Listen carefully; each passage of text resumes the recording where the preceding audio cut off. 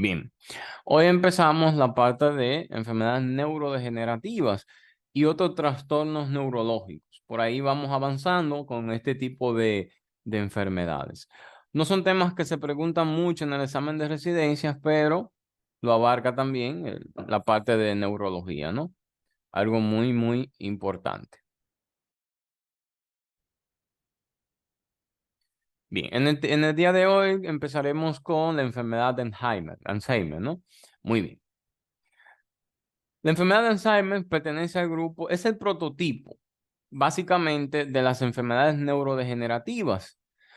Puede manifestarse desde el tercer decenio de vida, pero es la causa más frecuente de demencia en el anciano. Es decir, cuando se manifiesta de forma temprana, antes de los 40 años, a partir de los 40 años, la enfermedad tiene un peor pronóstico, un avance peor. Ahora, en el anciano ocupa la primera causa de demencia a nivel mundial, ¿no? Esto es una pregunta, si la sale en el examen de residencia es la que más suelen poner. ¿Cuál es la causa más frecuente de demencia en el anciano? La enfermedad de Alzheimer, ¿no? Por lo general, los pacientes se presentan con pérdida gradual de la memoria episódica, seguida de demencia de progresión lenta que evoluciona durante años. Hay varias, vamos a decir, fenómenos que pueden presentarse en los pacientes con enfermedad de Alzheimer. Uno es, por ejemplo, el fenómeno de Fregoli, y es que el paciente cree que una misma persona lo sigue, lo está siguiendo por todos lados. Es decir, él cree que una misma persona es, por ejemplo, un vecino, un familiar, que es una misma, por ejemplo, un tío que lo está persiguiendo, ¿no? Él cree que se cambió por otra persona y es una especie, pertenece al espectro de este tipo de patologías de Alzheimer. Otro es el fenómeno de Capgras, y es que el paciente cree que un familiar fue sustituido por un impostor. Es un hermano que no cree que sea su hermano porque fue sustituido por un impostor. Eso se llama fenómeno de Capgras y aparece, es parte del espectro de Alzheimer, parte de la enfermedad de Alzheimer. Fregoli es que el paciente cree que una misma persona es otra, una misma persona ha sido cambiada por otra, y Capgras es que un familiar ha sido cambiado por otra persona que es un impostor, ¿no? Por otra persona que no es su familiar. Suele verse mucho en los pacientes con Alzheimer. En la forma amnésica típica de la enfermedad, las imágenes cerebrales revelan atrofia que inicia en la parte temporal de los lóbulos temporales. Lo pongo en negrita porque es algo muy importante, donde se da el inicio, ¿no?, de la enfermedad. Atrofia que inicia en la parte temporal, es decir, la región temporal de los lóbulos temporales. Luego se extiende a las partes laterales y medial de los lóbulos parietal y temporal, para terminar entonces en la parte lateral de la corteza frontal. Es decir, ¿dónde inicia la enfermedad? ¿Dónde se ve el inicio de la enfermedad? Existe atrofia en la parte temporal del lóbulo temporal. Lo pongo en negrita porque puede ser, ¿no?, una pregunta. ¿Dónde inicia? ¿Dónde inicia las lesiones cerebrales? Atrofia que inicia en la parte temporal de los lóbulos temporales.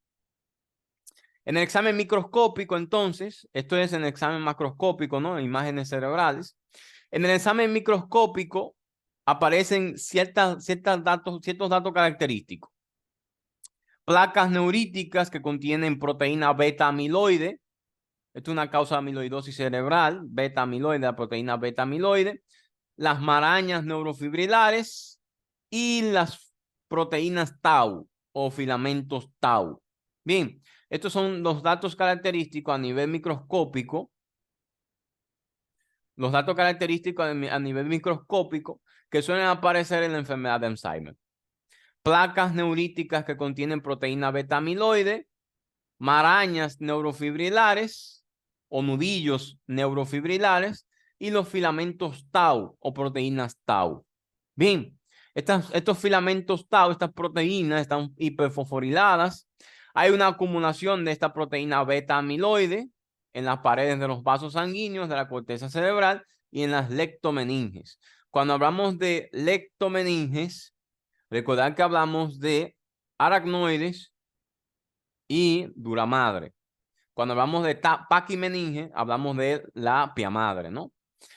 Cuando aparece esta proteína beta amiloide, suele darse la llamada, por ejemplo, que es causa de hemorragia cerebral en el anciano, la llamada angiopatía amiloidea.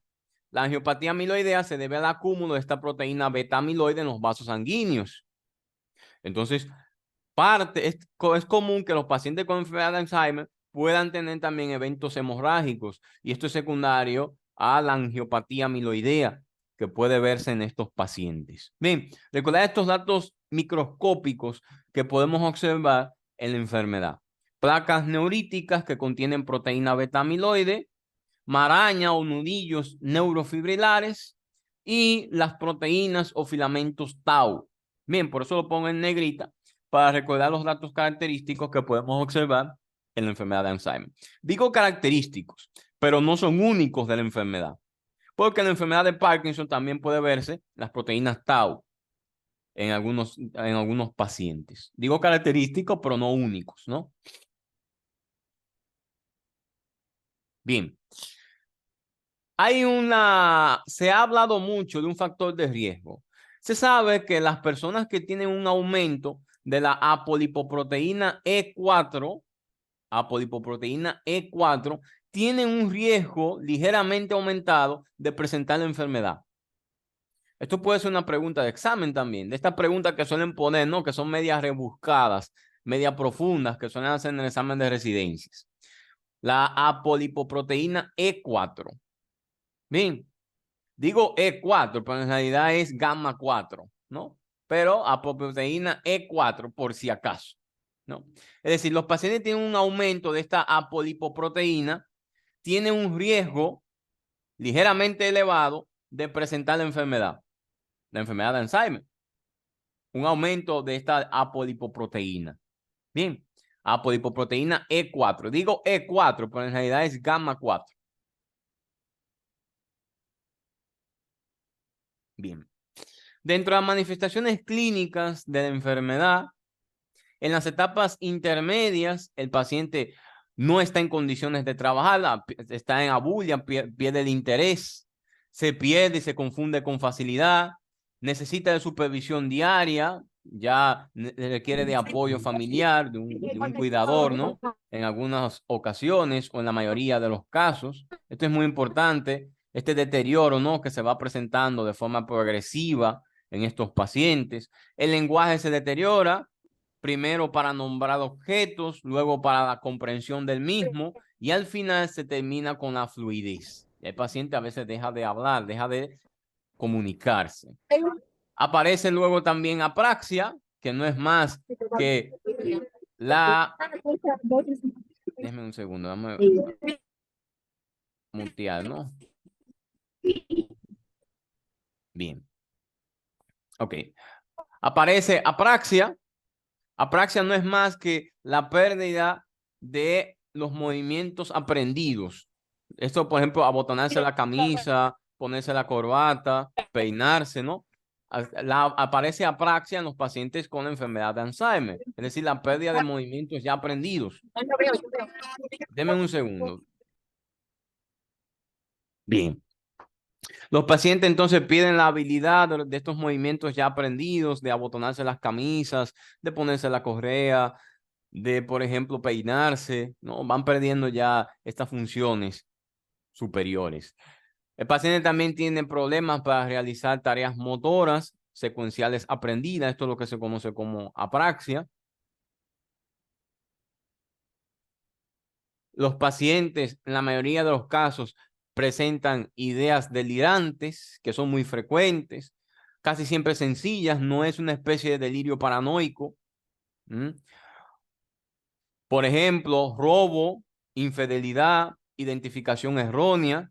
Suele aparecer en algunos pacientes llamado fenómeno de Capgras o síndrome de Capgras, que no es más que el paciente cree que su familiar ha sido sustituido por un impostor. No confía en ese familiar, porque él cree que lo sustituyeron por alguien que no es él. Aparece cerca de un 10% de los pacientes con la enfermedad. Esto es parte del espectro de la enfermedad de Alzheimer. Y mencioné también el fenómeno de Fregoli, ¿no? Que es el que cree que alguien lo está persiguiendo. Aquí hay una especie de delirio un poquito paranoico. A diferencia de la demencia por cuerpos de Lewy, en el síndrome de Capgras, que es parte de la enfermedad de Alzheimer, es una manifestación temprana los delirios, ¿no? Los delirios es una manifestación temprana de la demencia por cuerpos de Lewy. Y algo que lo diferencia de la enfermedad de Alzheimer, perdón, de Parkinson, es que en Parkinson hay temblores, pero no hay demencia, o hay pocas manifestaciones de demencia. Mientras que la demencia por cuerpos de Lewy es una especie de parkinsonismo con demencia. Una mezcla, ¿no? Vamos a ver un poquito de ella más adelante también. En la enfermedad de Alzheimer, este síndrome es tardío, mientras que en la demencia por cuerpos de Lewy, las ideas delirantes y este tipo de alteraciones son de inicio temprano en la demencia por cuerpos de Lewy. Bien, algo muy importante a recordar. El diagnóstico diferencial de la enfermedad de esta enfermedad, tenemos que hacerla de diversas enfermedades. El declive progresivo, lento de la memoria y de la orientación, los resultados normales en las pruebas de laboratorio y una resonancia magnética que solamente muestre atrofia cortical distribuida o de predominio posterior del hipocampo son muy indicativos de enfermedad de Alzheimer. Es decir, ¿para qué la tomografía y lo demás? Bueno, para descartar otro tipo de trastornos que se asocian a demencia. Uno de ellos muy frecuente, la demencia vascular o la hidrocefalia normotensiva del adulto, que suelen tener dentro de sus manifestaciones clínicas la demencia. Por ende, hay que descartarla. Recuerden el dato que vamos a ver a nivel de la resonancia magnética o a nivel tomográfico. Atrofia cortical distribuida o de predominio posterior y del hipocampo. Bien, del predominio posterior y del hipocampo. Y recuerden que esta atrofia ya inicia en la parte temporal del óvulo temporal, ¿no? Y que luego se expande, se redistribuye. Un trastorno temprano que altera la marcha con compromiso leve de la memoria sugiere demencia vascular. Es decir, tiene compromiso de la memoria leve, demencia vascular. O la hidrocefalia normotensiva del adulto. Y yo les hago una pregunta con relación a la hidrocefalia normotensiva del adulto. Antes mencionarles que la demencia vascular es la segunda causa de demencia, la demencia de tipo vascular. Primero está la enfermedad de Alzheimer, luego de sigue la demencia vascular.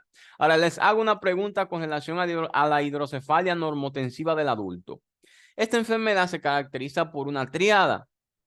¿Cuál es la triada de la hidrocefalia normotensiva del adulto? Le voy a dar los tres datos. Esta triada se caracteriza por la presencia de alteraciones de la marcha, demencia e incontinencia urinaria. Esta triada tiene un nombre: alteraciones de la marcha, demencia e incontinencia urinaria. Esta triada tiene un nombre, triada de Hawking-Adams. Es la llamada triada de Hawking-Adams. Bien, típica de la hidrocefalia normotensiva del adulto y que es parte del diagnóstico diferencial de la enfermedad de Alzheimer. Bien, el temblor en reposo con postura encorvada, bradicinesia y fases inexpresivas, le llaman fases también de muñeca, cara de máscara, sugieren enfermedad de Parkinson. Esto es una pregunta que hacen en el examen de residencias también. ¿Cómo es el temblor de la enfermedad de Parkinson? O el temblor que indican parkinsonismo. Y es el temblor de reposo, ¿no? El principal diagnóstico diferencial de la enfermedad de Parkinson es el temblor esencial, que lo vamos a estar viendo más adelante en los trastornos de la disquinesia, trastornos disquinésicos, que es parte también de los trastornos neurodegenerativos. La aparición temprana de manifestaciones de parkinsonismo acompañada de estados de alerta fluctuante, alucinaciones visuales o ideas delirantes de inicio reciente, ¿no? De inicio temprano, con identificación errónea, sugieren la demencia por cuerpos de Lewy. ¿Qué debemos recordar de la demencia por cuerpos de Lewy? Es que es una especie de combinación entre Parkinson y Alzheimer, pero debuta más temprano con la demencia. Siempre que le pongan un caso clínico, un paciente que tenga síntomas de parkinsonismo con demencia, lo primero que deben pensar en este tipo de enfermedad: demencia por cuerpos de Lewy. Bien, el alcoholismo crónico Entonces hay que pensar en una deficiencia vitamínica y les pregunto, ¿cuál deficiencia vitamínica? ¿Qué deficiencia vitamínica puede asociarse a demencia y su causa es el alcoholismo? Porque el alcohol produce un hipercatabolismo de esta proteína. Vamos a ver. B12 está asociada, el alcoholismo está asociado más a deficiencia de ácido fólico, pero puede ser, pero hay una que es característica. Hay una que es característica por el alcoholismo. Puede verse, la absorción de B12 disminuida por el alcohol, pero hay una que es característica. Vamos a ver, una que es característica. Tiene una triada: ataxia, demencia y oftalmoplejía. Ataxia, demencia y sí, oftalmoplejía. La tiamina, deficiencia de tiamina. Bien, la triada que mencioné es la encefalopatía de Wernicke, que se asocia a la psicosis de Korsakoff, ¿verdad? Esto es lo característico. Sí, el alcoholismo crónico puede ver afectado la absorción de ácido fólico y B12.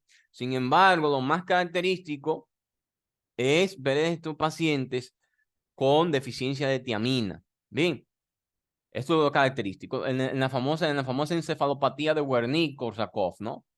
Algo que debemos recordar.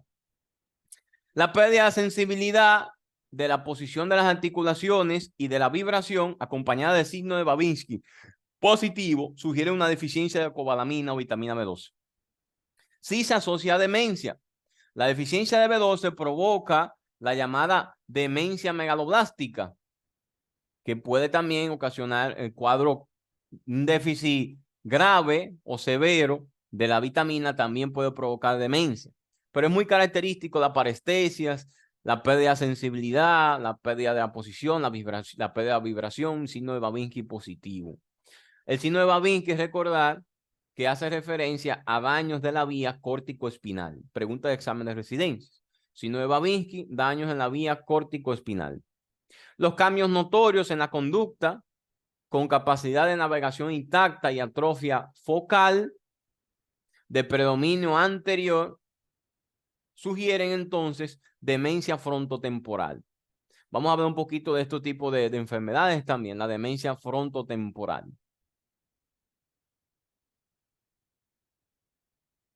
Epidemiológicamente, la enfermedad de Alzheimer es una enfermedad que tiene factores de riesgo.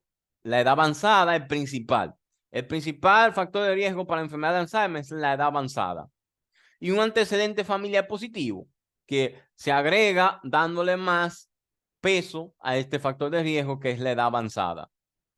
El sexo femenino es un factor de riesgo independiente de la mayor edad de las mujeres. Y los que aportan un alelo para la apolipoproteína gamma 4, E4, son los más susceptibles. Es decir, la enfermedad es más común en el sexo femenino. Aquí podemos caer, ¿no?, en el examen de residencia. Un factor de riesgo es del sexo femenino. Edad avanzada, antecedente familiar de la enfermedad, sexo femenino, la presencia de apolipoproteína E4, un antecedente de traumatismo cráneoencefálico, también lo asocian con riesgo de padecer la enfermedad. La diabetes aumenta 3 veces el riesgo de padecer también la enfermedad. Es decir, dentro de los factores de riesgo de la enfermedad, la edad avanzada, antecedente familiar, sexo femenino, apolipoproteína E4, traumatismo cráneoencefálico y diabetes. Patológicamente, recordar los datos microscópicos y los datos macroscópicos, ¿no?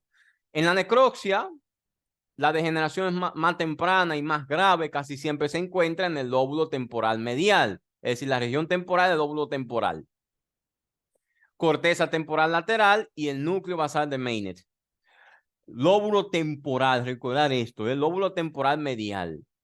Los hallazgos microscópicos son las placas neuríticas y las placas neuríticas que contienen proteína beta amiloide y las marañas neurofibrilares. Recordar también las proteínas tau, que no son únicas de la enfermedad, pueden aparecer en otras enfermedades neurodegenerativas.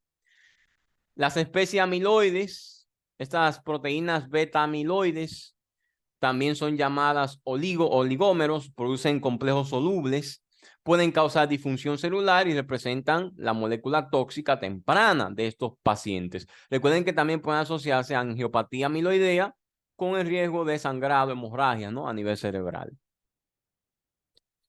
En términos bioquímicos, aunque no del todo claro, la enfermedad se asocia, se relaciona con una disminución de la concentración cortical de varias proteínas y de ciertos neurotransmisores, en particular la acetilcolina.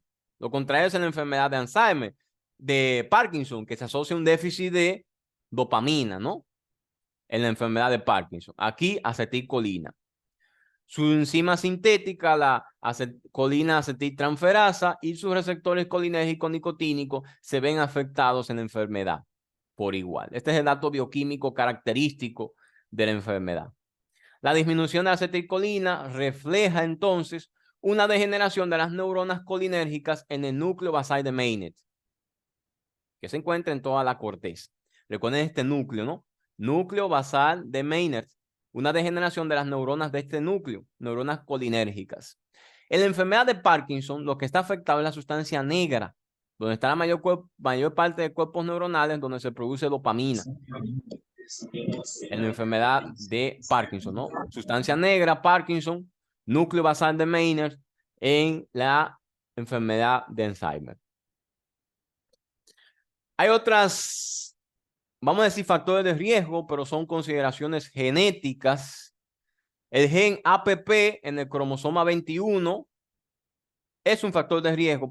Una alteración de este gen es un factor de riesgo de presentar. Se sabe que las personas con síndrome de Down desarrollan enfermedad de Alzheimer cuando sobrepasan los 40 años o se presenta de forma temprana en estos pacientes, y se debe a que hay mutaciones de este gen localizado en el cromosoma 21.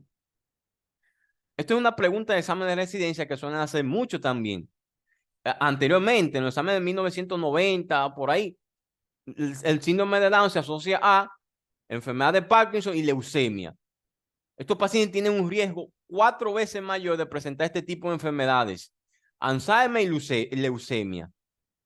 Bien, Alzheimer, leucemia. Es decir, si los pacientes, un paciente, este gen se encuentra en el cromosoma 21. Imagínense que en el síndrome de Down hay otro cromosoma 21. Es decir, hay otra carga extra de este gen y más mutaciones del mismo. Entonces, estos pacientes desarrollan Alzheimer a edades tempranas. Si sobreviven, ¿no? Más de 40 años. Por lo general, la sobrevida de estos pacientes es 35, 40 años, por lo general. No son muy longevos las personas con síndrome de Down. Es una dosis adicional, una carga adicional de este gen en otro cromosoma 21, es lo que origina la enfermedad de Alzheimer temprana en estos pacientes, ¿no? También hay una producción excesiva de proteína beta amiloide secundaria a la mutación de este gen, a la agregación de este gen. El gen APP localizado en el cromosoma 21. Bien, recuerden que el síndrome de Down también, estos pacientes tienen riesgo mayor de presentar la enfermedad. El tratamiento, aunque no hay un tratamiento seguro o que cure la enfermedad, pero sí hay tratamientos que, vamos a decir, ralentifican la progresión de la misma. El donepezilo, 10 miligramos al día, la ribastigmina, 6 miligramos al día. Estos son fármacos pertenecientes al grupo de los inhibidores de la acetilcolinesterasa, la enzima que degrada la acetilcolina. El donepezilo, la ribastigmina, 6 miligramos cada 12 horas, vía oral o en parche de 9.5 miligramos cada 12 horas. La galantamina, 24 miligramos al día, y la remantanida, 10 miligramos cada 12 horas. La acción farmacológica de estos fármacos inhibe a la acetilcolinesterasa, la enzima que degrada a la acetilcolina. No, lo que yo quiero es tener más acetilcolina. Bien. Con lo que aumenta la concentración cerebral de acetilcolina, y esto mejora un poquito la enfermedad, mejora la progresión, ¿no? Ralentifica la progresión. Los antipsicóticos atípicos, le llaman atípicos porque no tienen efecto serotoninérgico, no provocan somnolencia. tenemos la risperidona, la quetiapina y la olanzapina. Se usan en dosis baja para tratar los síntomas neuropsiquiátricos, los síntomas de delirio y lo demás, ¿no? En dosis baja. Risperidona, quetiapina y olanzapina. Recordar los factores de riesgo eran apolipoproteína E, de edad avanzada, sexo femenino, ¿verdad? Ahora, factores protectores. Estatinas. Se cree que las estatinas tienen un factor, el uso de estatinas tiene un factor protector, no demostrado todavía. El uso de consumo de folato, vitamina E y C, la baja cantidad de estrógenos, el café y los medicamentos antihipertensivos y antiinflamatorios no esteroideos como factores protectores. Deme un minutito y vamos a empezar con el segundo tipo de demencia más frecuente, que es la demencia vascular. Un minutito. Bien, detrás de la enfermedad de Alzheimer, la que ocupa el segundo lugar como causa de demencia en el anciano, es la demencia de tipo vascular. Bien, la demencia relacionada con la enfermedad vascular, a su vez, puede dividirse en dos categorías generales. Está la demencia por infartos múltiples, o también llamada demencia multiinfarto, y la enfermedad difusa de la sustancia blanca, una enfermedad rara conocida como enfermedad de Binswanger.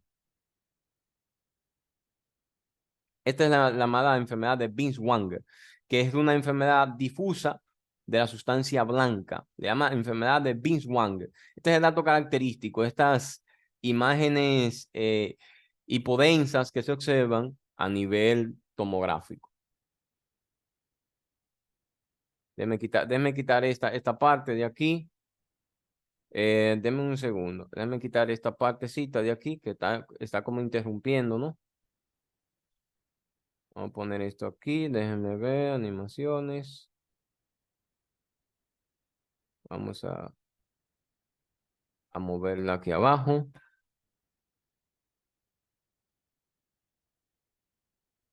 Bien, ahora sí. Bien. Se puede ver, ¿no? Se ve todo, ¿verdad?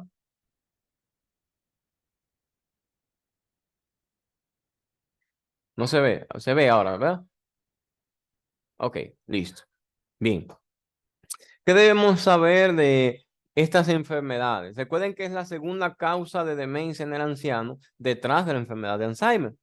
Las personas con apoplejía son los que tienen un mayor riesgo, obviamente. Tienen que tener el antecedente de una apoplejía, de apoplejías, ¿no? Pueden padecer deficiencias cognitivas crónicas llamadas demencia multiinfarto. Es decir, es fácil distinguir la enfermedad porque es un paciente que viene con historia de infartos cerebrales múltiples, de eventos vasculocerebrales múltiples y desarrolla un cuadro demencial a largo plazo, progresivo. Muchos pacientes con demencia por infartos múltiples tienen antecedentes de hipertensión, diabetes, enfermedad coronaria u otras enfermedades asociadas a la aterosclerosis. Esto es un dato característico. Un paciente que tiene antecedentes de hipertensión, diabetes, con historia de evento vasculocerebral, llega con un cuadro de demencia. Esto es lo característico y pensamos en demencia de tipo vascular, ¿no? Lo importante de diagnóstico de estos pacientes es el antecedente de haber tenido eventos vasculocerebrales previos. Las imágenes neurológicas revelan áreas múltiples de infarto a nivel cerebral, obviamente, ¿no? Una demencia multiinfarto. La anamnesis y los hallazgos de imágenes, entonces distinguen este trastorno de la enfermedad de Alzheimer, en donde solamente en la enfermedad de Alzheimer aparece atrofia cortical, ¿no? Atrofia cortical en un estudio de imagen, mientras que en la demencia de tipo vascular, la forma más común de demencia multiinfarto, aparecen en las áreas de infarto frecuentemente, los antecedentes de eventos vasculocerebrales previos y además el antecedente de hipertensión, diabetes, otras enfermedades donde la aterosclerosis predomine, ¿no? Es algo muy, muy característico. La pérdida de memoria sí se puede ver, pero no es tan temprana como la enfermedad de Alzheimer. Bien, no es muy habitual. como aquí muy bien lo dice su compañero. Tiene mucha razón. Por lo general, el tipo de demencia que ocasiona en estos pacientes es una demencia muy parecida a la demencia frontotemporal. Es más, por ejemplo, con movimientos. El paciente tiene algunas ideas delirantes, pero la memoria no es su cuadro predominante. Su compañero tiene mucha razón cuando hace referencia a que la pérdida de memoria no es muy habitual. Lo que sí pasa en la enfermedad de Alzheimer. Bien, el siguiente tipo de cuadro neurodegenerativo es la degeneración lobular frontotemporal, conocida como demencia frontotemporal. Se refiere a un grupo de síndromes clínicos vinculados con la degeneración del lóbulo frontotemporal. Se presenta entre el quinto y el séptimo decenio de la vida y casi siempre tan prevalente como la enfermedad de Alzheimer en este grupo. Es decir, puede hacernos confundir. Ahora, ¿qué pasa en estos pacientes? Estos pacientes presentan disfunción social y emocional, es decir, están apáticos, en un inicio apático, tienen desinhibición de la compulsividad, pérdida de la empatía, y hay algo que lo caracteriza, hay algo que caracteriza, a estos pacientes, y por eso lo pongo en negritas. Es la ingestión excesiva de alimento. Tienen una hambre excesiva estos pacientes cuando debutan con la enfermedad. Muchas veces van acompañados de deficiencia en el control ejecutivo, es decir, de ejercer movimientos. Recuerden esto, la ingesta excesiva de alimentos, un hambre excesiva se le presenta a estos pacientes. Y esto es lo que se nos prende el bombillo, podemos pensar en una demencia frontotemporal. Están apáticos, abúlicos, es decir, no tienen, ¿cómo le llaman? No tienen iniciativa, pérdida de la empatía, la ingestión excesiva de alimentos, un hambre voraz que se presenta en un inicio en estos pacientes. Hay que hacernos pensar entonces en una demencia de tipo frontotemporal. Bien, es más motora en realidad porque la lesión es a nivel frontotemporal. La lesión es un cuadro más motor con demencia y un hambre excesiva. Siempre recordar este tipo de cuadro clínico. La marca distintiva de forma macroscópica en esta enfermedad es la atrofia focal de la corteza frontal, insular o temporal. Bien, a diferencia de Alzheimer, en el Alzheimer predomina la atrofia temporal, pero puede hacerse difusa cuando se hace avanzada. En esto es principalmente la atrofia de la corteza frontal, típica, insular o temporal, pero principalmente frontal. Bien, por eso se acompaña de cuadros motores, deficiencia del control ejecutivo, por su atrofia de la corteza frontal. Se observa también en esta enfermedad una inervación serotoninérgica cortical, que se cree que es parte de la fisiopatogenia de la misma, una inervación, ¿no?, de la producción de serotonina cortical. El sistema colinérgico queda intacto, a diferencia de la enfermedad de Alzheimer, donde el sistema colinérgico sí hay una falla. Explica la eficacia de los inhibidores de la acetilcolinesterasa en este grupo. Es decir, algunos pacientes responden bien a los inhibidores de la acetilcolinesterasa. Algunos pacientes. Pero como no se debe a una deficiencia de acetilcolina, estos pacientes por lo general no responden bien. Tienen una escasa eficacia. Es decir, aquí podemos hacer una diferencia entre enfermedad de Alzheimer y la demencia frontotemporal.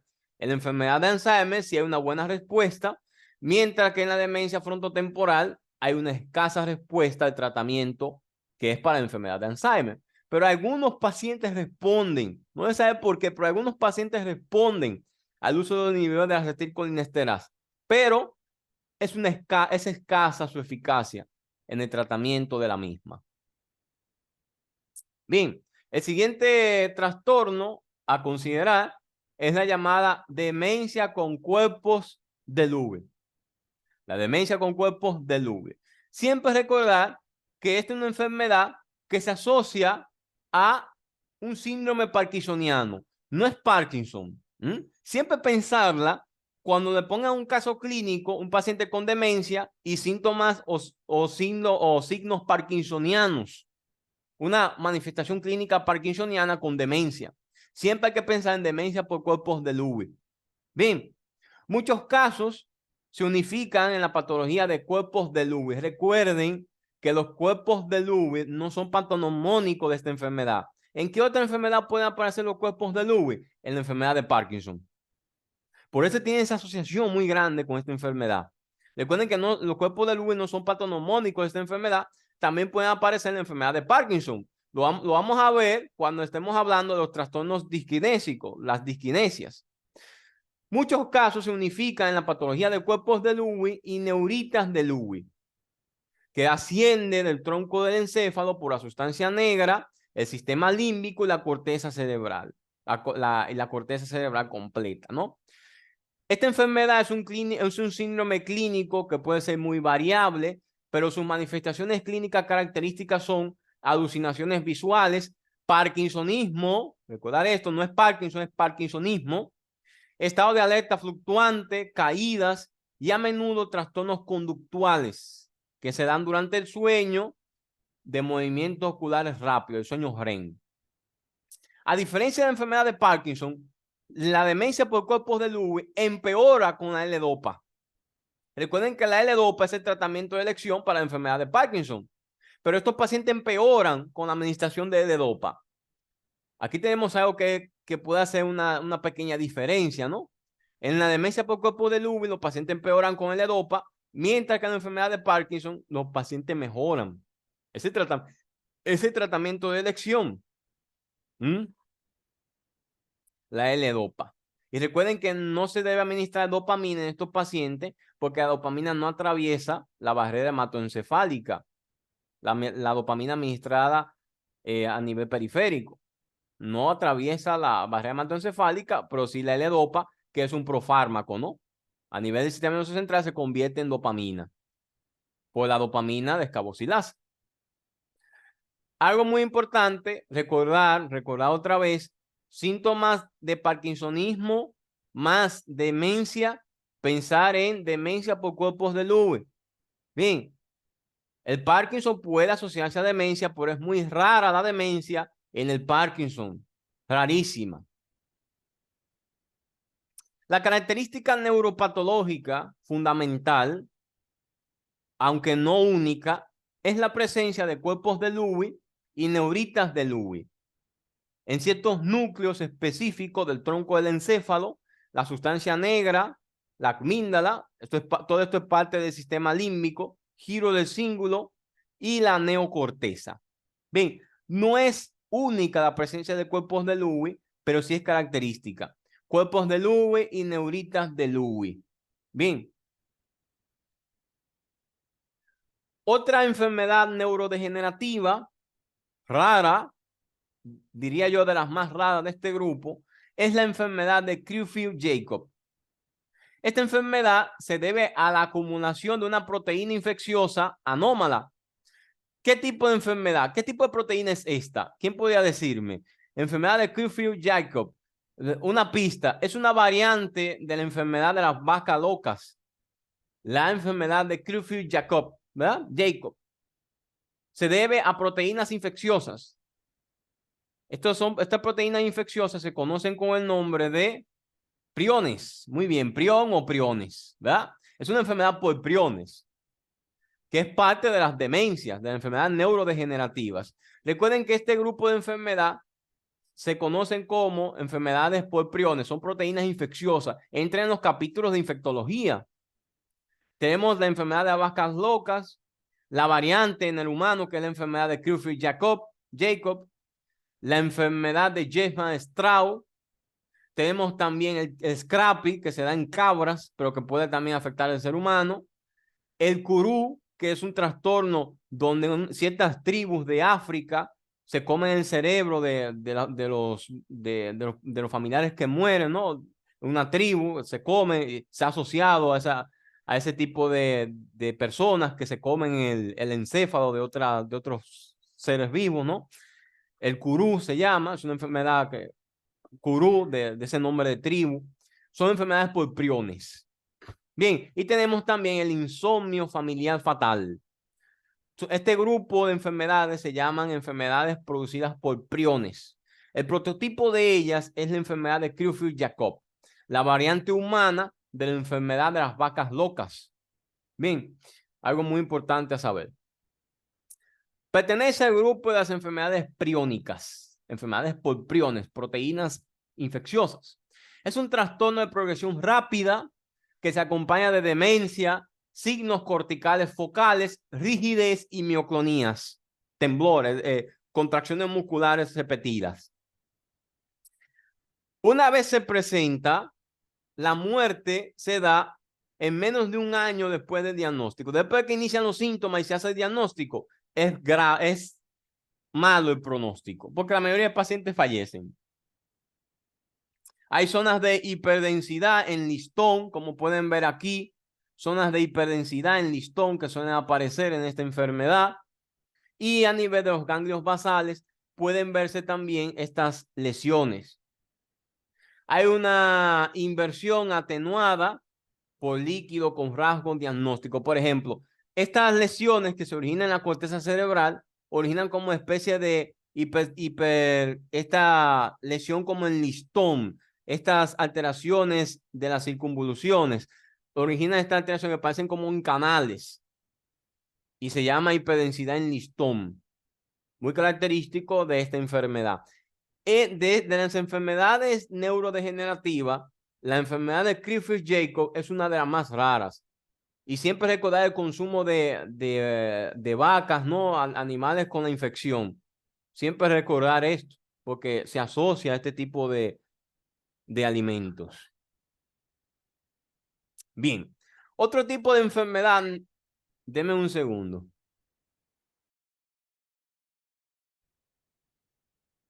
De las enfermedades neurodegenerativas, la enfermedad de Huntington es una de las que tiene una mayor carga genética.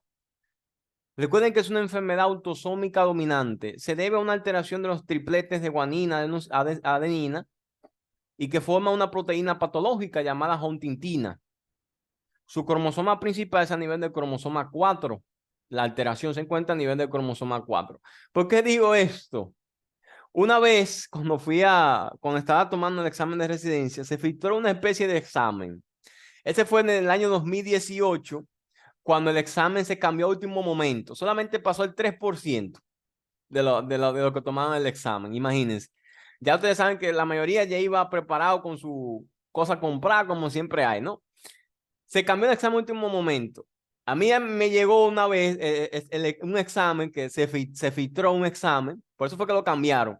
Se filtró un examen que todo el mundo lo tenía ya, donde aparecía dónde se encontraba el cromosoma anómalo que producía la enfermedad de Huntington. Una pregunta como rebuscada, ¿no? Cromosoma 4, lo recuerdo todavía como hasta ahora. Vamos a hablar un poquito de la enfermedad de Huntington, algo muy cromosoma 4, ¿no? La alteración se encuentra en el cromosoma 4. Es una enfermedad autosómica dominante. Los pacientes, por lo general, tienen ese antecedente familiar. Es frecuentemente en varones, aunque puede afectar a ambos sexos.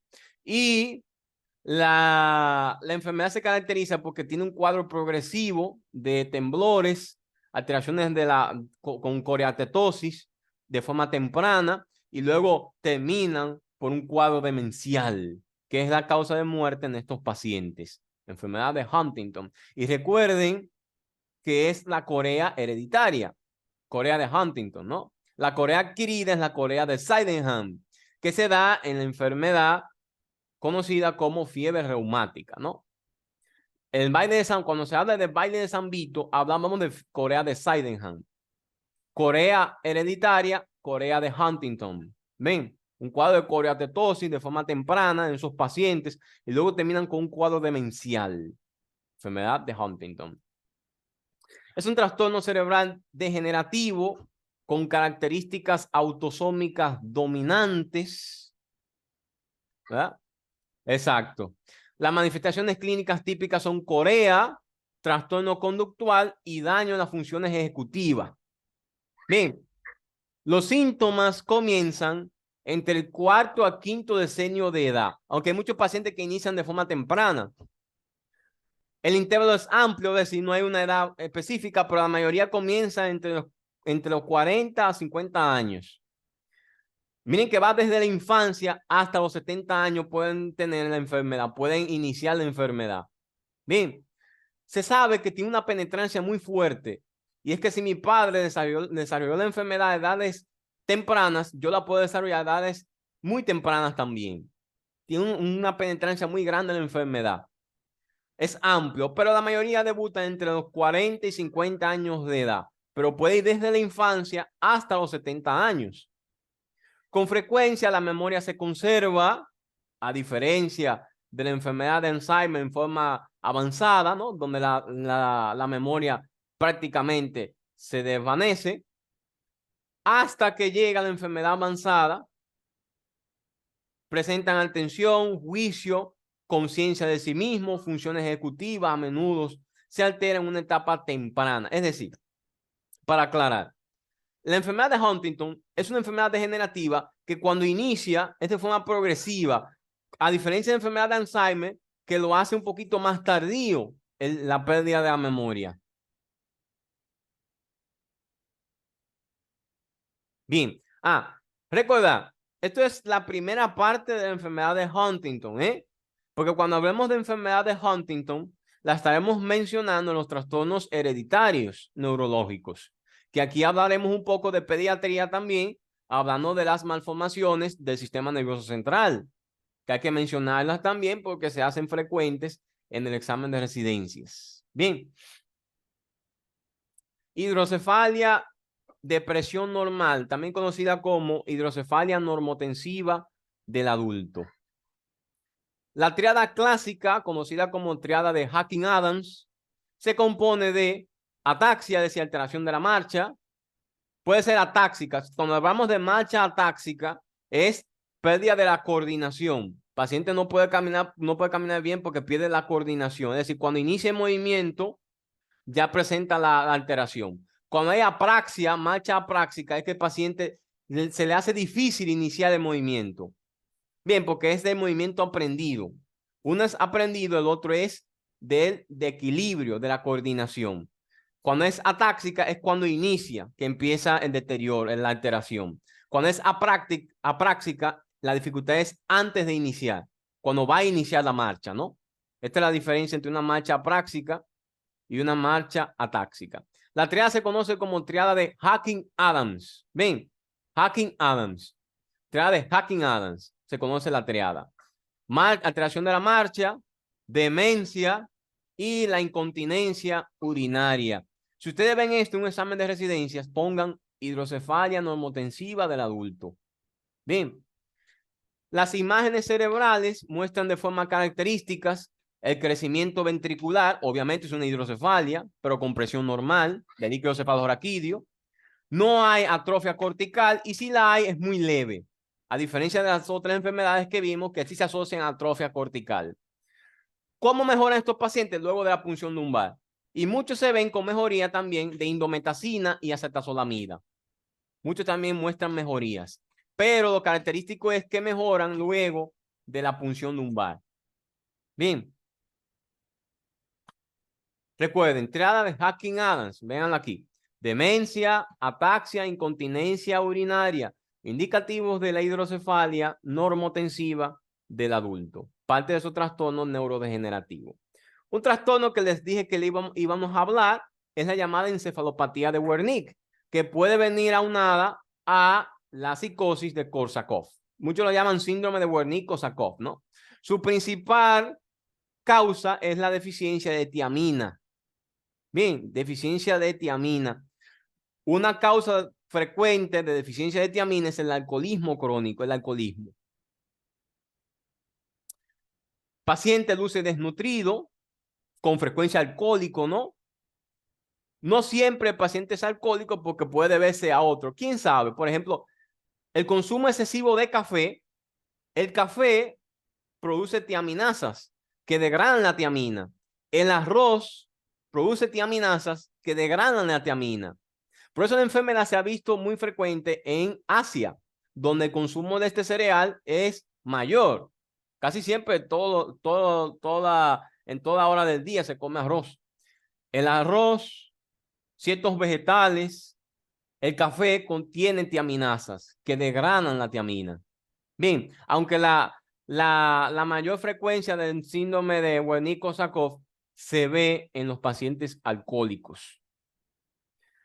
Se presenta con una triada: confusión o demencia, ataxia y diplopía o oftalmoplejía.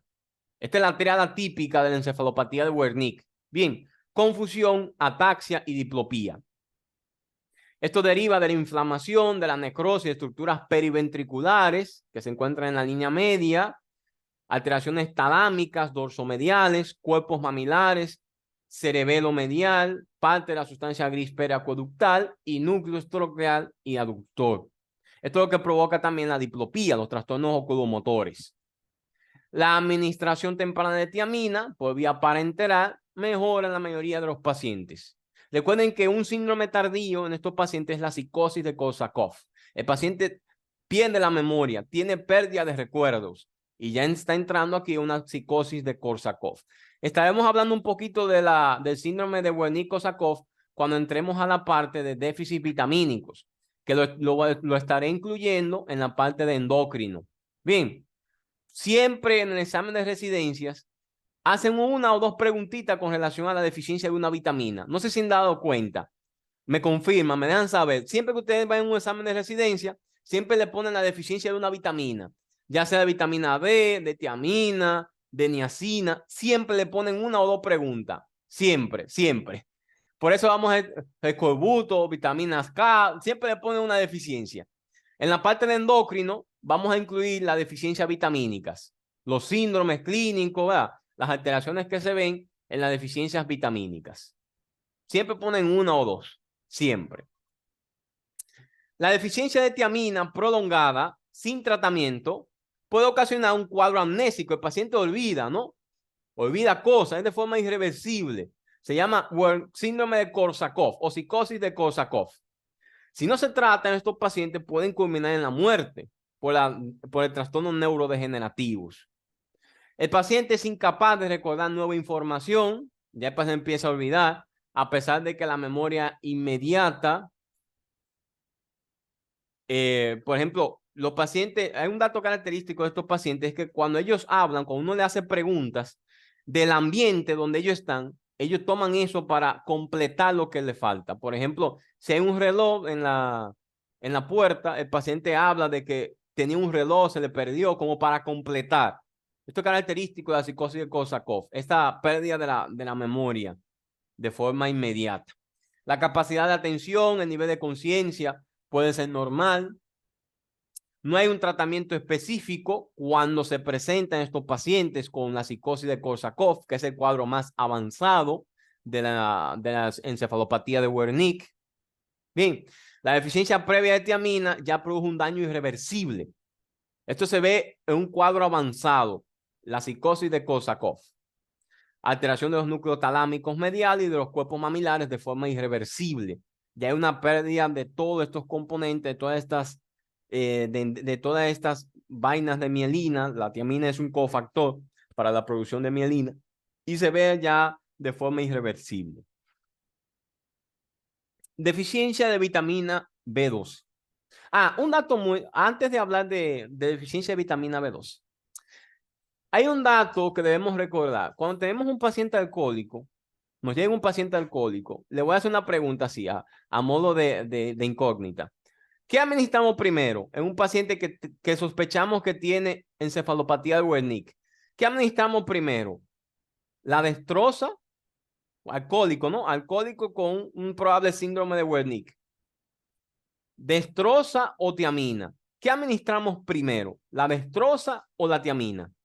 ¿Qué es lo primero que debería administrarse? ¿Dextrosa o tiamina? Tiamina. ¿Por qué debería primero administrarse tiamina y no dextrosa? Al administrar dextrosa, provocamos un hipercatabolismo a nivel hepático y terminará de consumir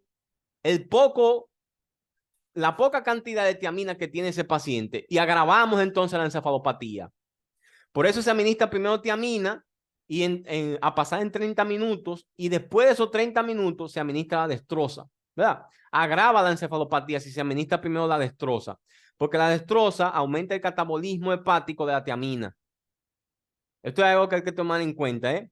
Muchos médicos, ustedes saben que aquí la tiamina es muy difícil encontrarla, muy difícil que llegue sola. Bueno, a menos que tenga un centro privado, que llega como tiaminal. Pero aquí lo que nosotros hacemos es a la destroza ponerle complejo B, que tiene 100 miligramos, 100 miligramos de tiamina. Le agregamos su 10 cc, 10-15 cc de complejo B para evitar entonces el deterioro más progresivo. Pero lo correcto no es la forma correcta tampoco. Lo correcto es primero administrar la tiamina y después de 30 minutos administrar la destroza o poner la destroza. En caso de que pensemos que es una encefalopatía, ¿eh? Porque si no es una encefalopatía, destroza lo que hay que ponerle en paciente para corregir el cuadro de hipoglucemia. Recuerden que el alcohol también altera la gluconeogénesis hepática. Y estos pacientes, los alcohólicos, entran en hipoglucemia frecuentemente. Bien, deficiencia de vitamina B12. Ampliaremos la deficiencia de vitamina B12 en el capítulo de anemia, pero aquí hay que hablar de la deficiencia de B12 como parte de los trastornos neurodegenerativos. La deficiencia de vitamina B12 provoca la B12 es un cofactor esencial para metionina sintasa, que obtiene le quita un grupo metil al ácido fólico, al folato, y se lo dona a la homocisteína.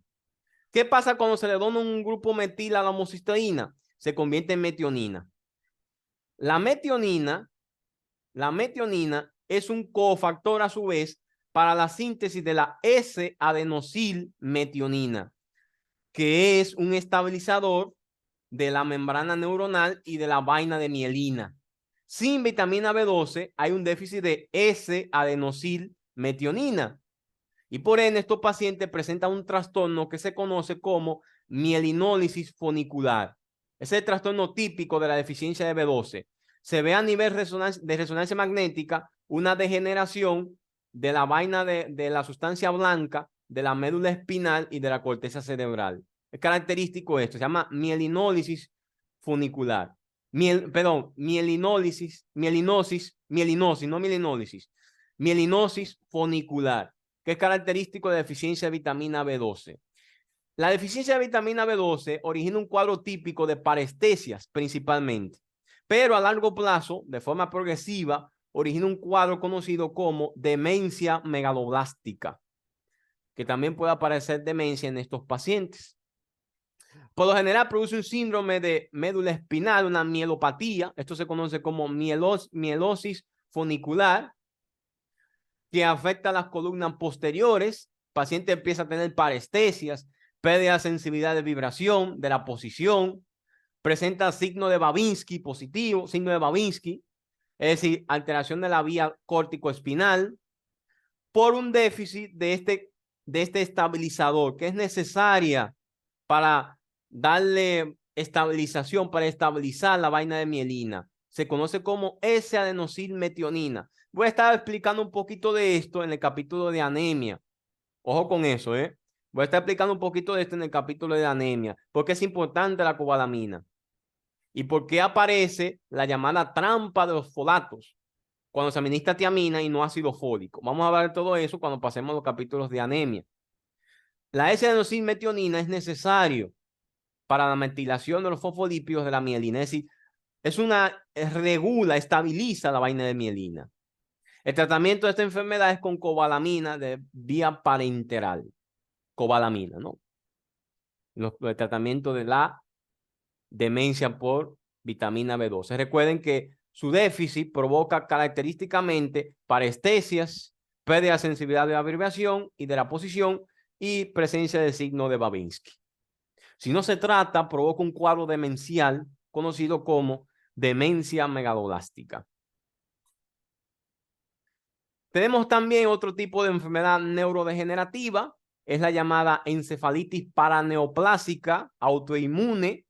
Está relacionada con la presencia de autoanticuerpos contra el receptor de glutamato, es decir, los receptores de N-adenosilmetionina, N-D-adenosilmetionina, ¿no? son los receptores para el glutamato. Algo muy característico de esta enfermedad es que es muy frecuente en pacientes jóvenes que tienen en el ovario teratomas. Bien, los teratomas son tumores derivados de las 3 capas embrionarias: ectodermo, mesodermo y endodermo. Pueden tener tejido cerebral.